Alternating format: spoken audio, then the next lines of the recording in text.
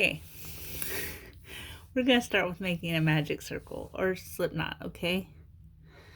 Okay, so you're gonna take your tail, you're gonna cross it over like that, and take it so that your tail controls how big the slip knot is, okay? How small or big it is. See how that works? Isn't that cool? So you've got your tail here. Don't mess with your tail. It doesn't really matter right now. What you're gonna do is you're gonna take your crochet hook, wrap that around, put your crochet hook through the loop. Then take your, not your tail end, but the tail that goes to your ball of throat yarn.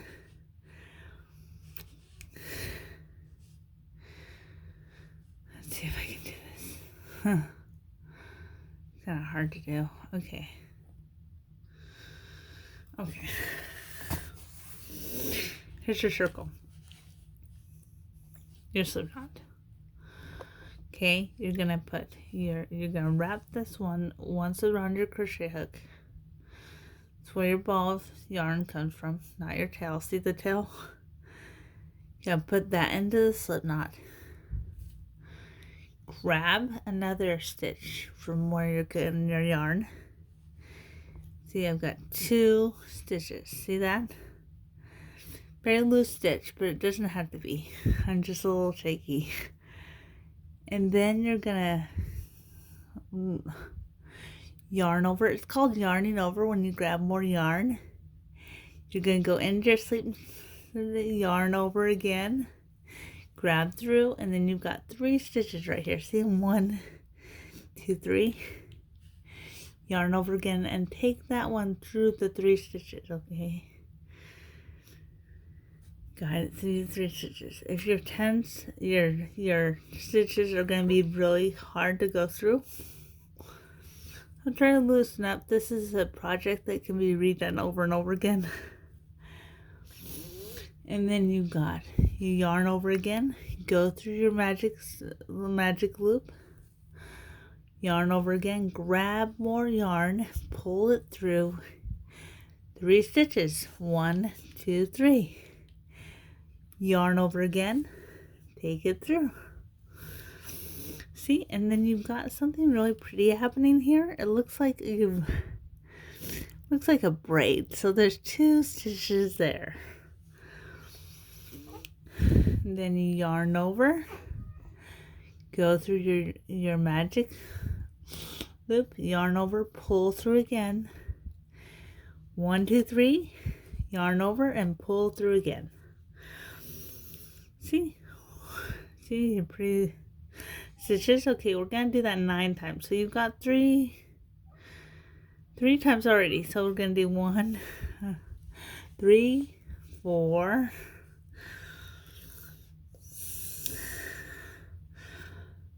5, 6,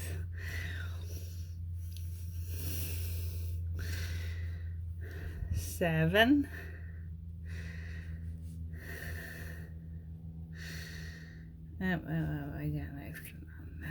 7,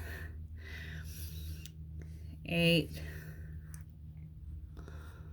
Okay, I've got 8. So the one that I connect them with, you connect this to my first stitch. That's gonna be number 9. Okay. But here's what they call hangs with noose, or the magic circle right here. See how your pretty stitches go along here? This is why it's called magic circle, because when you pull on this, it makes your work go together into a dime-like shape. Like, kind of like a dime. See how it's like that? Till we connect your last stitch to your end stitch. And this is how we do that. So we're gonna take your last stitch to your last stitch to your first stitch. It's gonna be, you don't want that one. You want this one. See? It's gonna be an easy slip stitch. You don't want your tail in there at all. See? And then pulling this will make it so that this part goes together. But see this little hole right here? You don't want that. So what you do is you take your tail. See the tail? And if you watch this, it will tighten it up really nicely. See? And now you've got a dime-like thing. And the next row, that's the hardest part of it. That's why it took so long explaining it. So what you do with your next one, you have slip stitched into your last, and your first row is connected, so you got the circle. Then you do one single crochet up. This is signifying your next row up. So these are called increases when you put the double stitch into one stitch because you're making it bigger. So you've got, this one doesn't count as a stitch. So you do, this is your stitch. See how pretty that stitch looks? It's like you braided it all the way around. See? Let's see if I can get this to focus a little bit. Oh, it's not doing it for me. Oh, see, right there? And you can go, and so you yarn over, you've got 2 stitches, yarn over, and you go through that, you kind of, hold on, and then you go in, yarn over, and then you come out, and that's 1. You want to put 2 of these. So that's 2 in that one little stitch. Okay, that's 2. So in your next stitch, which is right here, you want to yarn over, pull it through. You got yarn over. It's 1 stitch. Yarn over. There's another stitch. Okay, you want 2 stitches in every one of those stitches. See those little stitches? Show you closer up. See this stitch and this stitch and this stitch? And this one right here, you want to have double crochet in every one of those. Meaning you want 2 double crochets in every one of them. I'm shaking. Okay, 1 double crochet, 2 double crochets. See how it's increasing? This is your first row and this is your second row. See how obviously indents there? That's when you started. So you've got 1 double crochet, 2 double crochet. So this kind of matters to count them because you are increasing and you like to know where your rows are. So this is your first row. See? It's your first row and here's your second one. So you want double crochet in every 2.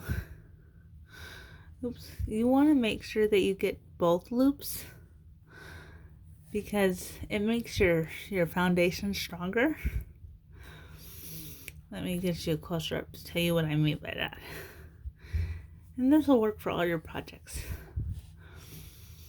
So you've got yarn over through your double loop right here. See the double loop? Okay.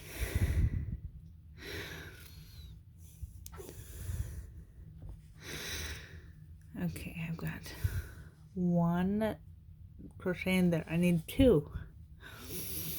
This is your number 2 stitch row. Sorry. So you want 1 double crochet in this stitch and another double crochet. Okay. There's a double crochet in every stitch. See, I've got 2 more stitches left. 1, 2. So I want 1, 2. And you got 1 more pretty stitch right here. I like it when it's all plain and see. You can see this. You don't want to go through this first one. It makes it kind of flabby. Go through 2. It helps with your foundation. Makes it strong down there with a baby's fetus. Anyway, and then you're to this point where it's like, How do I connect these two? Don't go in this one. Go in the one over. So do 1 and then 2, because it's better to slip stitch into that one. It makes it so there's not much of a gap here, so there's no holes. Okay, so see how it is nice and pretty like that? That's your second row.